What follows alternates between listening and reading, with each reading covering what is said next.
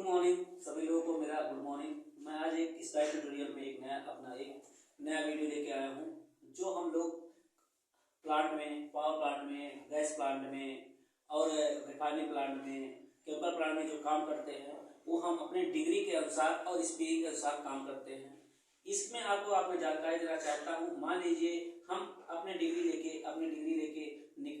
पास किए, हम आगे काम करना चाहते हैं पावर प्लांट मतलब किसी भी कंस्ट्रक्शन फील्ड में, तो हम क्या जॉब पाएंगे, क्या जॉब हमको मिलेगी, उसके बारे में आपको मैं जानकारी देना चाहता हूँ। आज सबसे पहले मैं आपको ये बताऊंगा, जो भी हमारे वर्कर काम करते हैं, लेबर काम करते हैं, इलेक्ट्रीशियन हो चाहे इलेक्ट्रीशियन हो, चाहे फीटर हो, चाहे वेल्डर हो, चाहे फैब्रिकेटर होते हैं, सबका एक लेवल के साथ एक दूसरे के सीनियर के सीनियर लेवल तक एक दूसरे के अंडर में काम करते हैं। सबसे पहले मैं आपको बताऊंगा, जो हम लोग मान लीजिए हमने ITI करके निकले, हमने ITI मैकेनिकल से किया। मैकेनिकल में हमारे कई ब्रांच आते हैं, फीटर आता है, गैस आता है।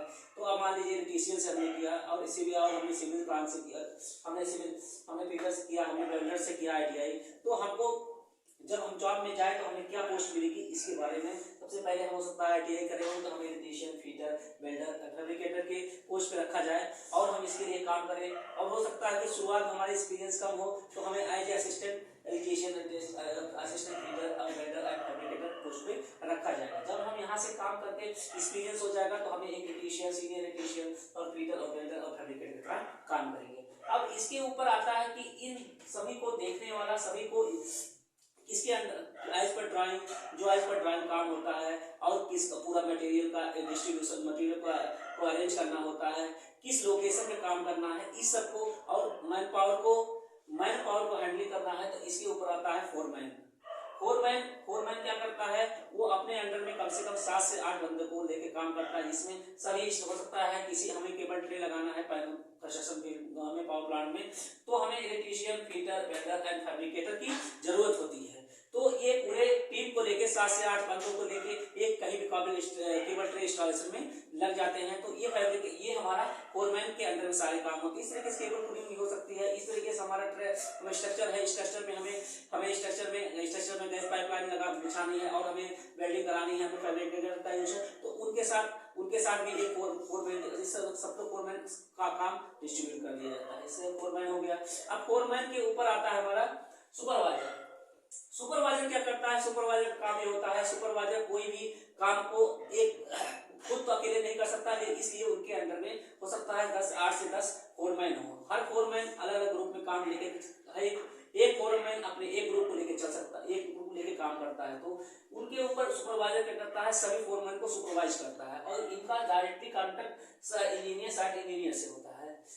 साइट इंजीनियर क्या है, साइट इंजीनियर ये टेक्निकल देखता है। टेक्निकल का मतलब जो एज पर ड्राइंग काम हो रहा है कि नहीं हो रहा है, उन्हें कोई हो सकता है एज पर ड्राइंग कुछ उसमें चेंजेस हो, तो उसको वो पहले साइट इंजीनियर उसको विजिट करता है। Site engineer per day site engineer हमारे साइट पे आते हैं और उसको विजिट करते हैं। अगर जो भी प्रॉब्लम होगा तो अपने सीनियर इंजीनियर से बोलेंगे कि ये सर, ये साइट पे ये प्रॉब्लम है, रेड लाइन बनाना है, साइट पे सर क्या नाम है, ये चीजें आगे हमें लोकेशन नहीं मिल रहा है। तो ये सारी चीजों को अगर अच्छे से नहीं उनको समझ में आएगा तो वो अपने इंजीनियर को बताएंगे। इंजीनियर इस चीज को सारे को इसके रिमूव करेगा, इस चीजों को प्रॉब्लम को रिमूव करेगा। रिमूव करने का मतलब ये है कि मान लीजिए रेड लाइन में जो रेड लाइन का अगर एक्सेप्टेशन मिलना है, एक्सेप्ट करना है, रेड लाइन को अगर उन्हें बनाना है तो रेड लाइन साइट इंजीनियर तो बनाएगा, लेकिन उसको पास करने का काम, उसको क्लियर करने का काम इंजीनियर ही करता है। इंजीनियर ने पास कर दिया as per site,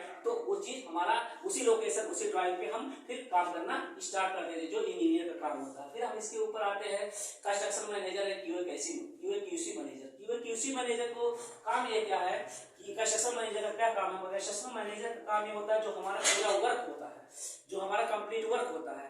complete work का मतलब जो भी हमारे, मान लीजिए एक पूरा हमारा प्लांट रेडी हो रहा है, उसमें हमारा उसमें मैकेनिकल का अलग कंस्ट्रक्शन मैनेजर होता है, इलेक्ट्रिकल का अलग कंस्ट्रक्शन मैनेजर होता है, तो इस सबको सिविल का अलग कंस्ट्रक्शन मैनेजर होता है। तो वो उनके अंडर में जितने भी काम हो रहे होते हैं, कंस्ट्रक्शन पूरा कंप्लीट हो रहा होता है, उसका पूरा विजन उनके ऊपर होता है। मटेरियल कहाँ अरेंज करना है, क्या अरेंज करवाना है, क्या आगे हमारी आगे प्लानिंग है कि हमारे क्या है, वर्कर को कितना वर्कर के में अरेंज, कितने वर्कर को कमी पड़ रही है, किस जॉब पे कितने वर्कर चाहिए। तो सारा ये सीधे डायरेक्टली सुपरवाइजर से कांटेक्ट में होते हैं, जो कंस्ट्रक्शन के सुपरवाइजर होते हैं।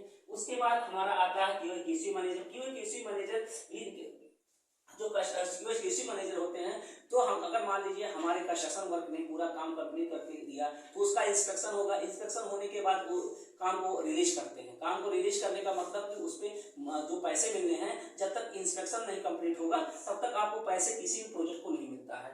तो इसके लिए QA/QC मैनेजर होते हैं, वो पहले अपने QA/QC इंजीनियर को भेजते हैं। तो इंस्पेक्शन होता है, इंस्पेक्शन क्लियर करने के बाद तो इंस्पेक्शन क्लियर हो गया तो हमारा काम, इंस्पेक्शन क्लियर हो गया तो वो हमारा काम आगे होता है। देखिए हमने बताया QA/QC इंजीनियर। QA/QC इंजीनियर क्या है, वही हमारे इंजीनियरिंग डिग्री के बाद वाले होते हैं। और हमारे फोरमैन जो हैं, हो सकता है फोरमैन हमारे जो हैं वो हमारे ITI वाले भी हो सकते हैं, डिप्लोमा में वाले हो सकते हैं, एक्सपीरियंस वाले भी हो सकते हैं। सुपरवाइजर भी एक हमारा इनिशियल जो फ्रेशर इंजीनियर होता है, हो सकता है सुपरवाइजर पोस्ट उसको रखा गया हो सकता है उसको भी रखा जाता है और डिप्लोमा वाले को भी रखा जाता है सुपरवाइजर पोस्ट पे एज ए एक्सपीरियंस। उसके बाद इंजीनियर, आप साइड इंजीनियर को जानते हैं कि आप इंजीनियरिंग डिग्री लिए तो इंजीनियर और साइड इंजीनियर पे पहुंच जाएंगे।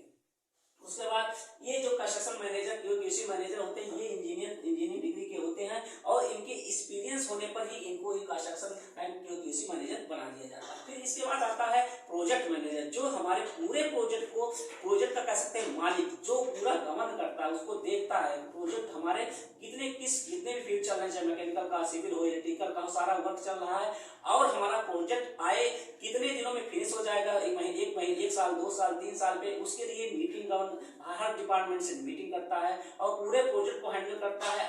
और पैसे का जो भी पास होना है, जो पैसा हमको प्रोजेक्ट के लिए आना है, काम के लिए आना, मटेरियल जो अलग जगहों से आना है, वो सब मैनेजिंग पूरा प्रोजेक्ट मैनेजर के हैंडल आपके पावर में होता है। वो पूरे जब तक उसके वही पूरा पास करता है, इसीलिए प्रोजेक्ट मैनेजर कह सकते हो कि उस प्रोजेक्ट का मैनेजर है, उस प्रोजेक्ट का मालिक है। तो इसे प्रोजेक्ट मैनेजर काम यही होता है, जो कि हमारे इसमें हो सकता है 10 से 20 ईयर का एक्सपीरियंस हो और कंस्ट्रक्शन मैनेजर QA/QC मैनेजर का भी उन्होंने काफी वर्क किया हो, तो इसमें प्रोजेक्ट मैनेजर को रखा जाता है। यही मैं आपको अपने डिग्री और एक्सपीरियंस के अकॉर्डिंग काम जो किया है, जो एक्सपीरियंस है, जो डिग्री लेके आप पास होके आए हैं, उसपे ऐसे ये पोस्ट है जो हमें ये पोस्ट पे ले जाते हैं as per seniority, as per level. तो यही आपको आज जानकारी देना था।